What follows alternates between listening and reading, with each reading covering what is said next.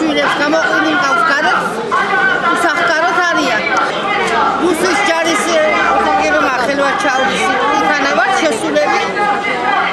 ფაცხებში იმ ფაცხებს ვითხოვთ და იმასაც რომ არ იმედებს ჩვენი მთავრობა რა იმედი უნდა გქონდეს მისი გეკითხებით რა იმედი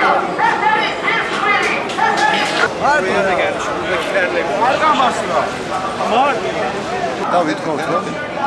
ვართ დამეწმილები და არ გაგვაჩნიეს სახლი გარე და ვითხოვთ დაგვეხმარო თამაშობით შეხებები ვარ დაგეძებინე ხო რა გქონდა ვითხოვთ რომ დაგვამოყოფილოს ამ მთავრობა რაღაცაში მეგვეხმაროს და იმედი გვაქვს რომ მეგვეხმარება რა სახლი არა კარი არა ერთი შვილი მყავს სიძე რამდენი წელია წაბლაღაში მოსდა რა ქვია მეწყერი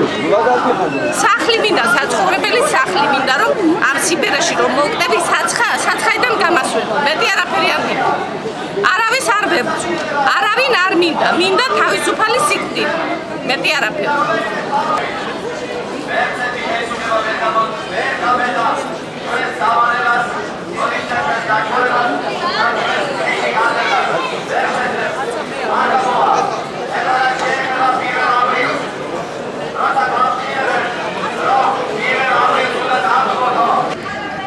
კომისია რომელიც შექმნილი იყო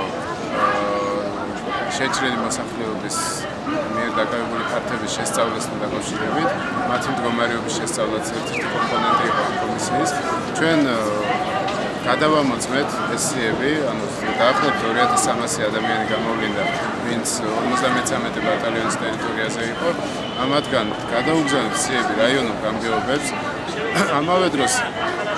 მუნიციპალიტეტებს თხოვეთ გადამოწმება იმ ადამიანების რამდენად უსახკარო და ესეთ გაუსაზრდელ პირობებში იმყოფებოდნენ ადგილებზე ეს ადამიანები აღმოჩნდა რომ უდიდესი ნაწილი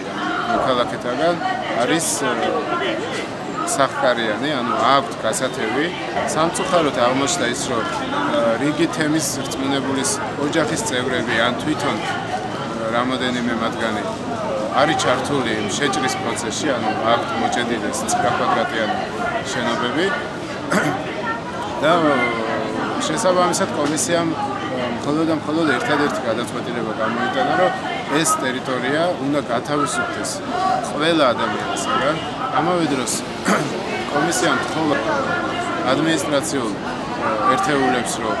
დაიწყონ იმ ადამიანების აღწერა, ვინც მიმართავს მათ, დაიწყებს დეტალურად შესწავლას მათი რეალური მდგომარეობის და ამის შემდეგ იშუამდგომლებს აჭარის მთავრობასთან გარკვეული ტიპის დახმარებების გასაწევად.